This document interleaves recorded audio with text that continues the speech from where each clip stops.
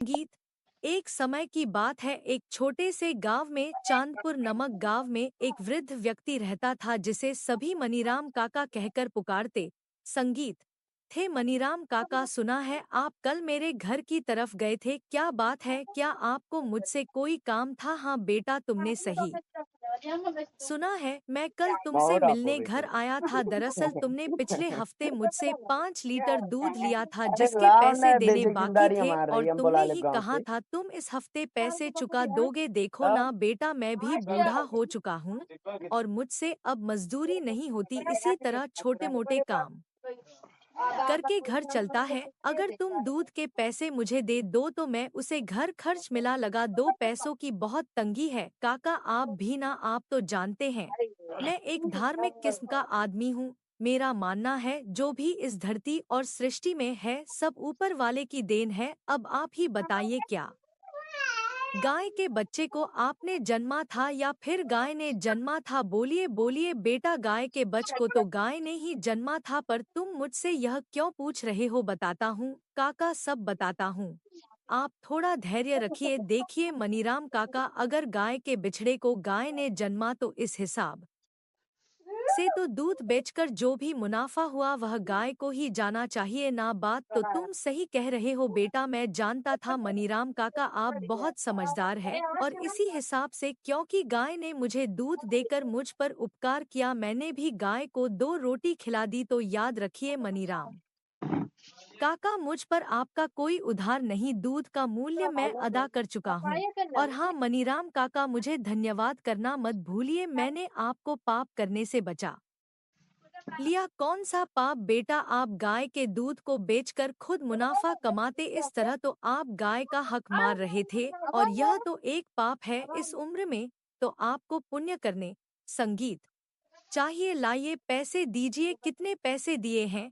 रघु ने पैसे का हिसाब किताब तो जाने दो, सुमती तुम जानती हो आज रघु ने मुझे पाप करने से बचा लिया। बहुत नेक दिल और धार्मिक लड़का है, उसे बातें करके तो मेरी आंखें खुल गई। यह आप क्या मैं बातें इतना बड़ा हो लेकर मैंने आज तक बैठ तो गए ये हैं? स्टोरी लगा आप तो जनवरी। पैसे लेने गए थे ना, यह बोले पाप ना पुण्य कहाँ से आ गया? उसने अपनी पत्नी को सारी वो बात कुछ काम बदला संगीत लेन आउट ऑफ बताई है। लेन। ऊपर वाले इन्हें कब अकल आएगी? उस शिवम ने आपको बेवकूफ बना दिया और आपको पता भी नहीं चला। अब तो आप बूढ़े हो चले हैं, क्या सारा जीवन इसी तरह लोगों से बेवकूफ ही बनते रहेंगे? अब आप रहने दोबारा झाड़ू दीजिए, मारा मैं बाबू, स्वयं काम कल देखा। जाऊंगी और उस चालाक शिवम से अपने पैसे लेकर आऊंगी। उसकी पत्नी सुमति अत्यंत चतुर और समझदार थी। गांव के लोग अक्सर बुरे का मजाक उड़ाते, उसे बेवकूफ बनाते, लेकिन सुमति हमेशा उसकी रक्षा करती और उसे प्रोत्साहित करती। संगीत। यह आप यहाँ बैठे बैठे क्या कर रहे हैं?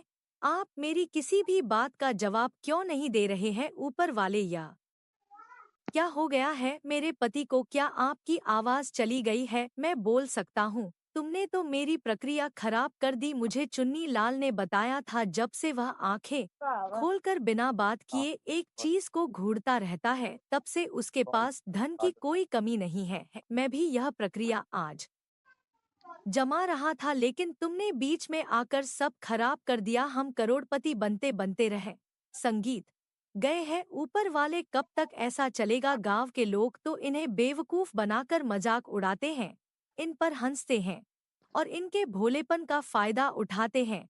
बस अब बहुत हुआ, अब मुझे ही कुछ करना होगा। अब मुझे कुछ ऐसा करना होगा जिससे इनकी चतुराई गांव वालों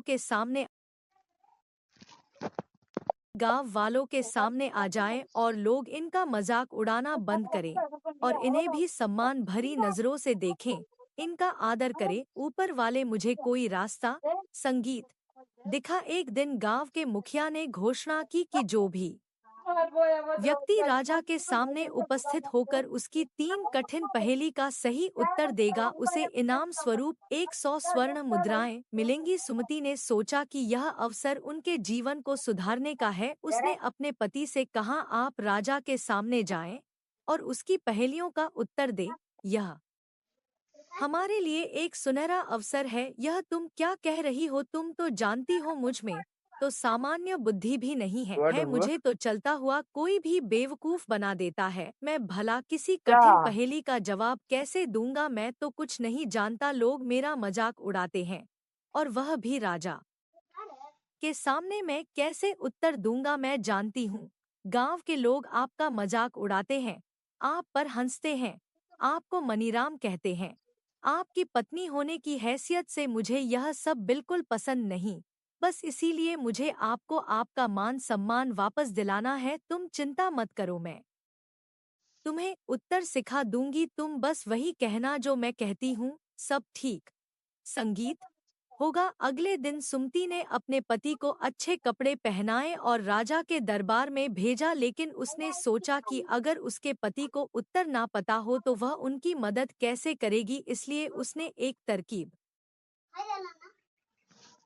कि अगर उसके पति को उत्तर ना पता हो तो वह उनकी मदद कैसे करेगी। इसलिए उसने एक तरकीब संगीत निकाली। राजा ने पहली पहेली पूछी, ऐसा क्या है जो सुबह 4 पैर पर, दोपहर में 2 पैर पर और शाम को 3 पैर पर चलता है। मनीराम चुप रहा और बोला, महाराज यह बहुत कठिन प्रश्न है, मैं इसका उत्तर सोचकर कल प्रस्तुत करूंगा। राजा ने अनुमति दे दी। मनीराम घर लौटा और सुमति से पूछा। सुमति ने उत्तर दिया, इसका उत्तर है मनुष्य बचपन में वह 4 पैर पर चलता है, इसका मतलब है हाथ और पैर के बल पर चलता है। युवावस्था में 2 पैरों पर और वृद्धावस्था में एक छड़ी के सहारे और 2 अपने पैरों पर यानी 3 पैरों पर चलता है। अगले दिन राजू तल्ले रानी। मनीराम दरबार में गया और उत्तर दिया। राजा ने उसकी बुद्धिमानी की प्रशंसा की और अगली पहेली पूछी, ऐसा क्या है जो जितना अधिक बढ़ता है उतना ही कम होता है। मनीराम ने फिर समय मांगा और घर लौट आया। सुमति ने उत्तर दिया, इसका जवाब है उम्र, जैसे जैसे उम्र बढ़ती है